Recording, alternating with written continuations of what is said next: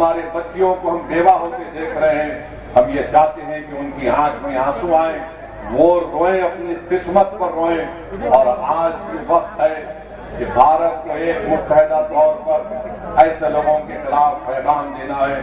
हम भारत के प्रधानमंत्री से इस बात का मुतालिबा करते हैं कि जितने 26 लोग वहां पर मारे गए, भारत सरकार उनको शहीद कर उठवा दे, ताकि लोग हमेशा। और वो 2 महीने की शादी के बाद जब पहलगाम में बेसरन मीडोज को जाती है, तो वहां पर भी उसके आंखों के सामने उसके पति को उसके सर पर गोली मार दी जाती है। और वो बेवा हमारी बेटी ये कहती है कि जब मेरे पति को गोली मारी गई तो मैं उसके चेहरे को भी नहीं देख सकी बराबर। तो मेरे अजीज दोस्तों और बुजुर्गों, हम तमाम को इस दहशतगर्दी आतंकवादी की मजम्मत करना है।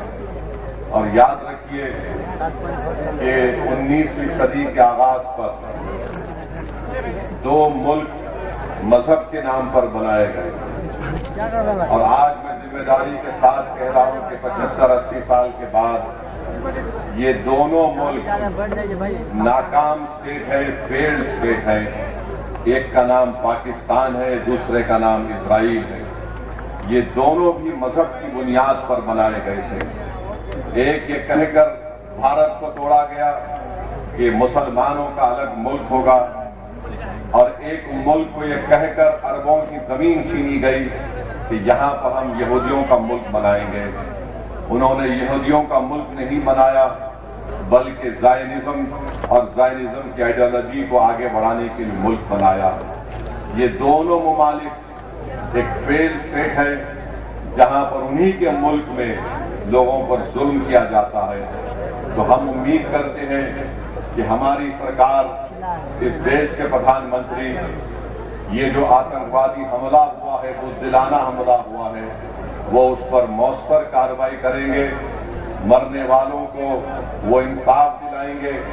और हम उम्मीद करते हैं कि हमेशा के लिए पाकिस्तान से जो आतंकवादी हमारे देश में आकर मासूम लोगों की जानें लेते हैं, चाहे वो हमारी बेटियां हों या फिर वर्दी पहनने वाले हमारे नौजवान बेटे हों, इन आतंकवादी हमले को खत्म करने के लिए हम उम्मीद करते हैं कि देश के प्रधानमंत्री पाकिस्तान से आए हुए आतंकवादी और पाकिस्तान जैसे एक फेल्ड स्टेट के खिलाफ वो एक मौसर कार्रवाई करेंगे, ऐसा इक़दाम करेंगे कि दोबारा पाकिस्तान 100 मरतबा सोचेगा कि भारत की सरजमीन में आकर किसी को मारने के बारे में। मेरे अजीज दोस्तों और बुजुर्गों, मैं आपको ये बताना चाहता हूं कि पाकिस्तान ये पूछ रहा है कि भारत के पास अगर कोई प्रूफ है तो दो।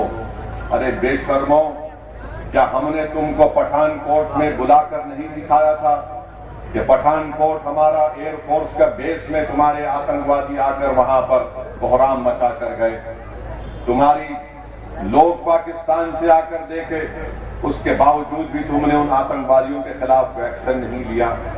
26/11 का वाकया हुआ, मैं जानता हूं, आंध्र तेलंगाना में निजामाबाद एक इलाका है, वहां की हमारी एक बेटी जिसकी शादी हो के चंद दिन हुए थे, उसने अपने खानदान वालों के साथ वीटी स्टेशन पर थी। पाकिस्तान से आए हुए आतंकवादियों ने वीटी स्टेशन पर गोलियां मारकर लोगों की हत्या की, तो उसमें निजामाबाद की एक नई दुल्हन भी मारी गई थी। पाकिस्तान कभी भी इकरार नहीं करेगा कि उनके मुल्क से आतंकवादी आकर भारत में लोगों का कत्ल कर रहे हैं। पाकिस्तान को अब समझाने का वक्त खत्म हो चुका है। मैं बड़ी जिम्मेदारी के साथ जज्बात में लाए बगैर कह रहा हूं कि ये वक्त जवाब देने का, ये वक्त सोचने का नहीं है। वरना याद रखिए, हर 6 महीने, हर 2 महीने के बाद ये आती है, या तो हमारी फौज या हमारी सीआरपीएफ के जवानों को या फिर मासूम कश्मीरियों को निशाना बनाती है। तो हम उम्मीद करते हैं कि हमारी हुकूमत इनके खिलाफ एक मौसर इक़दाम करेगी। जितने भी इक़दामात, जितने फैसले भारत सरकार ने लिए हैं, MIM पार्टी उसकी तायीद करती है।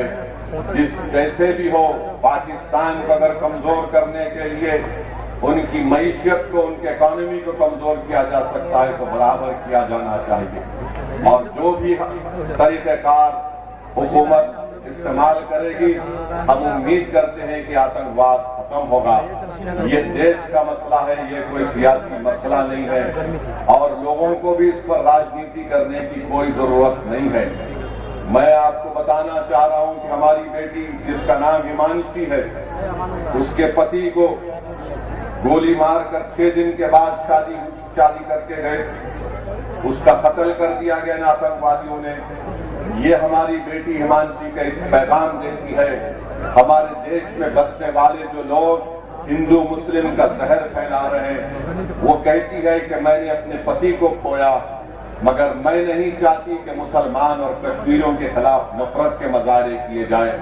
हम उम्मीद करते हैं कि भारत सरकार हमारी इस बेटी जिसने अपने पति को खोया है, उसके इस अल्फाज को याद रखेगी और देश कभी उन लोगों को माफ नहीं करेगा जो ऐसे वक्त में बजाय हम मुत्तहिद होकर इन आतंकवादियों से और इन आतंकवाद को प्रमोट करने वाले देश से मुकाबला करें, जो हमारे मुल्क में इसका फायदा उठाकर नफरत को फैलाना चाहते हैं।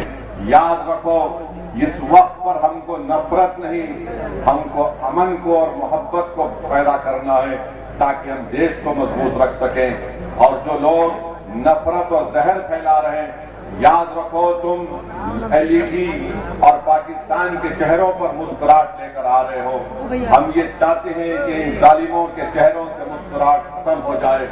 हम ये चाहते हैं कि जो लोग हमारे पड़ोस मुल्क में बैठकर हमारे बच्चियों को हम बेवा होकर देख रहे हैं, हम ये चाहते हैं कि उनकी आंख में आंसू आए, वो रोएं, अपनी किस्मत पर रोएं। और आज ये वक्त है कि भारत को एक मुत्तहिदा तौर पर ऐसे लोगों के खिलाफ पैगाम देना है। हम भारत के प्रधानमंत्री से इस बात का मुतालिबा करते हैं कि जितने 26 लोग वहां पर मारे गए, भारत सरकार उनको शहीद का रुतबा दे ताकि लोग हमेशा